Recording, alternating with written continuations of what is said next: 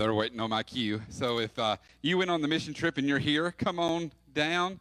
And while they're coming, I want to welcome a couple of young men that surprised me. I didn't know you were here. Kyle DeMayo and Wyatt Ruckerson. These guys, Kyle, do you know Life Without Smoky Mountain Outreach? No, he was a young man when we first started Smoky Mountain Outreach, and he's from Gallatin, Tennessee, and Wyatt is from Greenback, Tennessee, and now you are Greenback, right? All right, and they know each other and are friends today because of Smoky Mountain Outreach, right? And so we welcome you all to Middle Settlements, and we're glad that you're here. And this is part of the crew. We're missing a few, but just to give you an overview, we were one of 9 churches that gathered. We used I direct a camp called Smoky Mountain Outreach that's held at Camp Montville up on the other side of the county. And we had 9 churches from 3 different states, from Milton, Pennsylvania, down to Jackson, almost Louisiana, Brookhaven, Mississippi. And they came here, and we did about 26 different work projects around the county. And then on top of that, we did a Bible school over here in the Mentor community for Harbor's Gate for the children in Mentor, or Mentor, is that right? Mentor, sorry.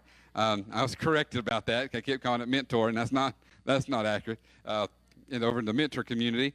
And then we also did 4 food distributions. We partnered with the Second Harvest Food Bank, and we just distributed over 80,000 pounds of food in 4 days, and in 4 different locations around the area. So you first. So they're going to say a few words, and I will tell you right now, whenever you get up and try to share, this is nerve-wracking. So you're going to get some that's going to be prepared, and you're going to get some that's going to give a sentence. All right. So this is where we begin. So introduce yourself first.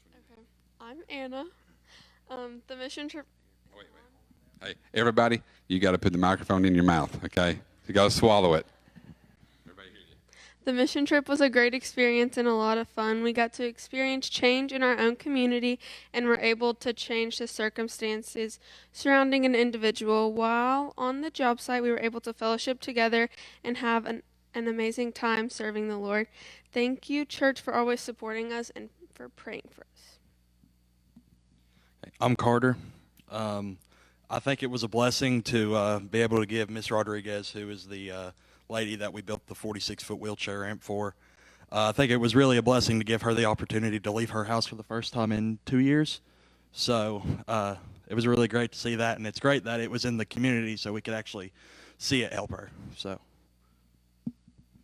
I'm Andrew, and I went to a food distribution where they just drove by and then we gave them a lot of food. Thank you. I'm Dawson. I wanted to share a little story.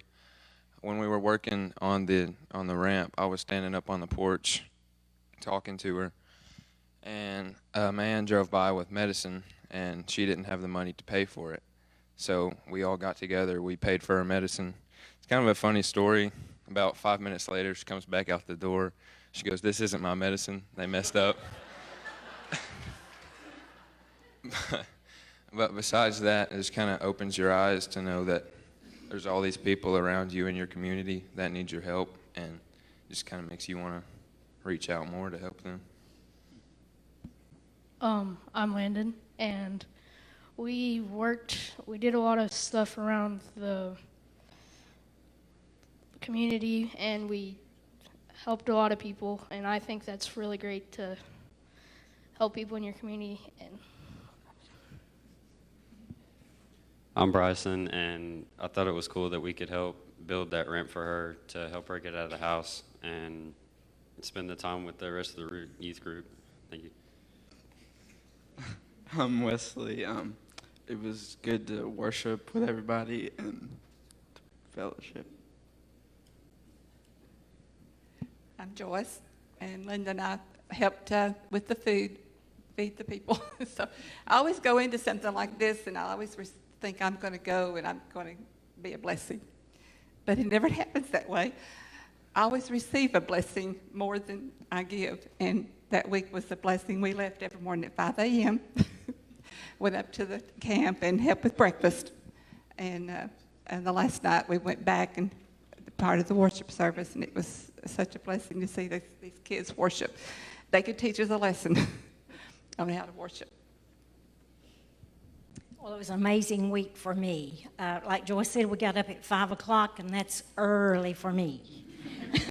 8 o'clock's more my speed. But anyway, we saw some beautiful sights on the way up, and we just had just a great feeling going up there and getting there. The kids were wonderful. They thanked us over and over for what we were doing and feeding them. And I don't know if it was good or not, but they thought it was. And we cracked how many eggs that day? 150 people. We cracked eggs, and every time you thought you had them all beaten up, there was another yolk that showed up. But it was wonderful. And you should see Jason getting food ready to go out to these sites. He was something else.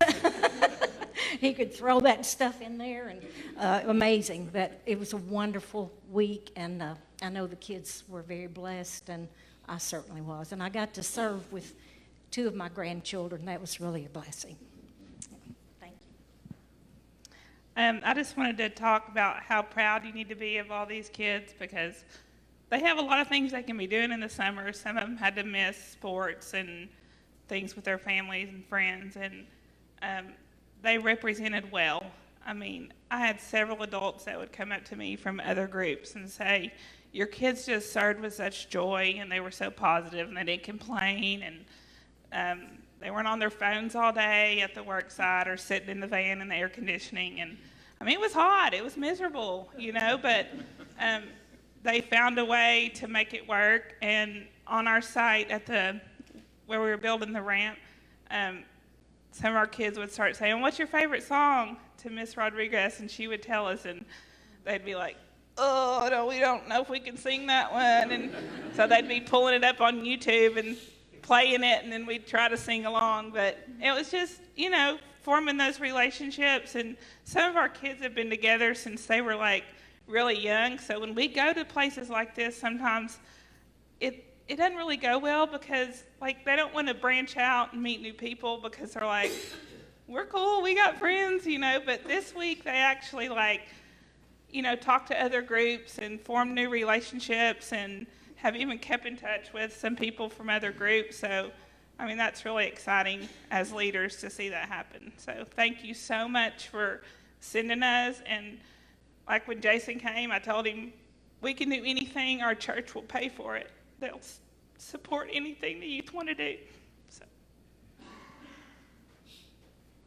Amen. Yeah. So I want to tell you, they did really, really work hard. But just lastly to say that you saw the ladies making biscuits up there, and we were a little short on biscuits one day, and Joyce said, no problem. All right, Joyce can make biscuits. And we had flour, we had what she needed, and she made her biscuits, and fantastic. And they got up so early. And how you took the morning group, I do not know, but you did a fantastic job. And I'm just so proud of you guys. And we had over the week, we had around 40, 45, I know confirmed 40 young people, well, 39 young people, and one adult, about 50 years old, that came to Jesus for the first time. That week, and it was really powerful to do that. A lot of rededications. The rest of the camp rededicated their lives on Tuesday night, and it was just it's a powerful, powerful week. And so, thank you all for your support and for your prayers. And I'm just really proud of you guys. All right, thank you.